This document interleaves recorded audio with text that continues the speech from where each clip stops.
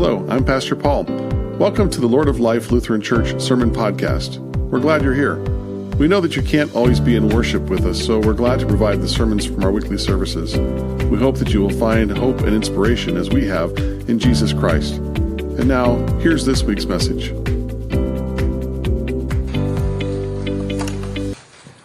So, I have an official challenge for you before we begin. Today is the start of the new year. It also means that we have the start of a new gospel, the Gospel of Matthew. So your challenge is to sit down at some point this week and read through the Gospel of Matthew. I promise it doesn't take an entire year like it does for us to read it in church. You can sit down and read it in probably an hour or so. And just write down questions you have about how that text speaks to you. Fair enough?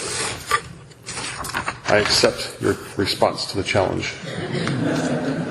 So Advent is the beginning of the new church year. It is the first season in the church year, and it's comprised of 4 weeks. Hence, we have the 4 weeks in the Advent wreath, the 4 candles. The word Advent comes from the Latin to come, and the church has observed Advent as a season of preparation since the 5th century. And it's a season that is filled with themes of watchfulness, preparation, and hope. Together we both anticipate the celebration of God in the Christ child of Christmas and the return of Christ that is to come. And of course, blue is the appointed color for the season. Now, a few weeks back, Larissa and I, on vacation in Washington, D.C., wanted to visit the Lincoln Memorial.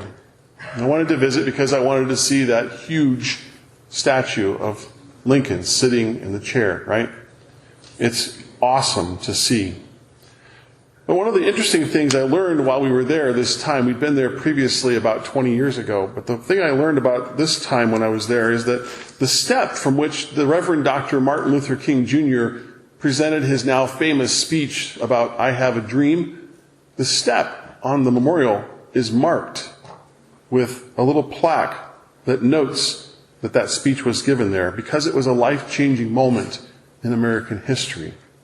In his speech, King offered a word of hope, a vision for hope for all people, regardless of the color of their skin or their religious background.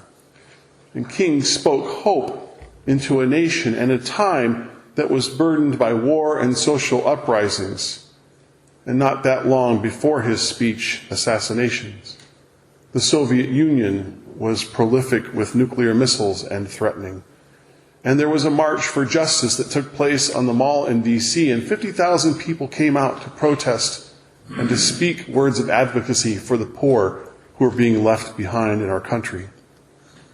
In a speech offered shortly before his own assassination, King said, we must accept finite disappointment, but never lose infinite hope. We must accept finite disappointment, but never lose infinite hope. And hope is defined as a feeling of expectation and desire for a certain thing to happen. So our kids were pretty spot on. Hope is why we plant bulbs in the fall in the expectation of beautiful flowers in the spring. Hope is why we put money away in a retirement savings plan. Kids, it's never too early to start. Hope is why we invest energy in living in relationship with others and caring for each other. It is hope that draws us together as a community of faith in this place to regularly offer our thanks and praise to God. Hope is the great gift that we receive from God in the death and resurrection of Jesus Christ. And hope is what compels us to be Jesus' hands and feet for our world.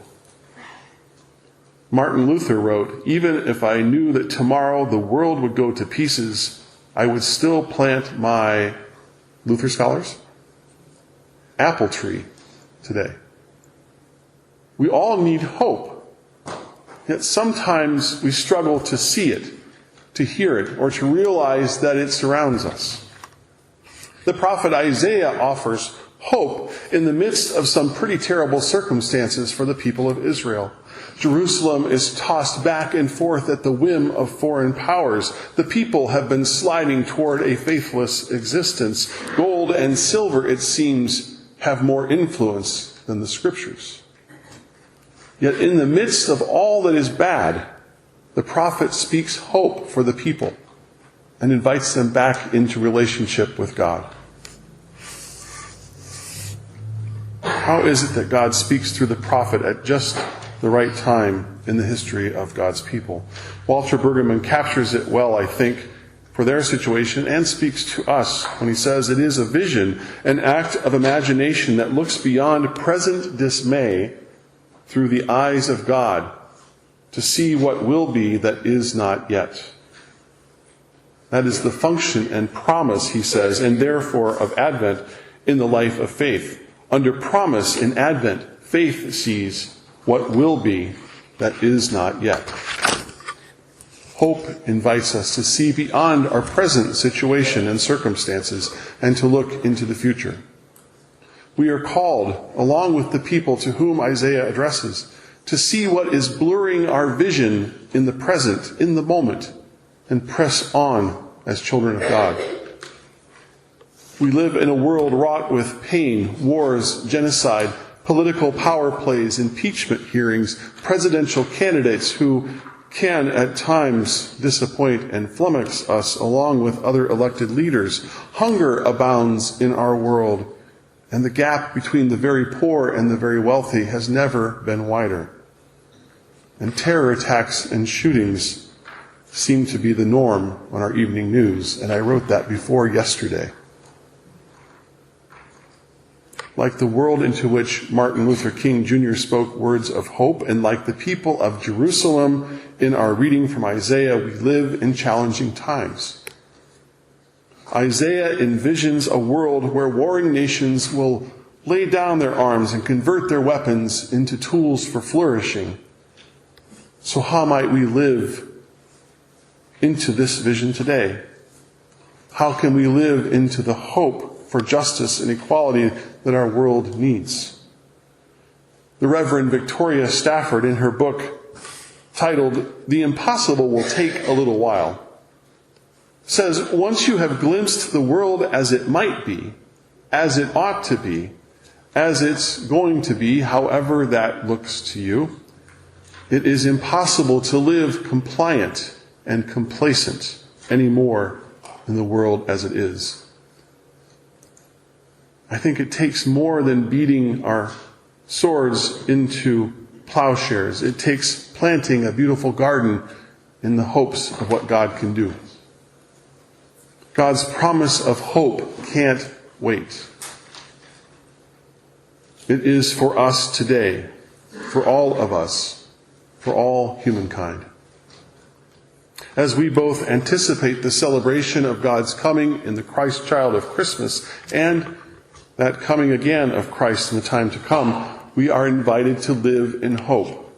We live in hope, and we name hope for those who are hopeless. We live in hope together in this community of faith as a reminder of the source of eternal life, and as a reminder that though things may seem blurry now for us, our present circumstances are not our future. God's vision for humanity is one of hope. And we are invited to live our lives in response to that gift of hope as we wait. God's promise of hope can't wait. It is for us now, today. Thanks be to God.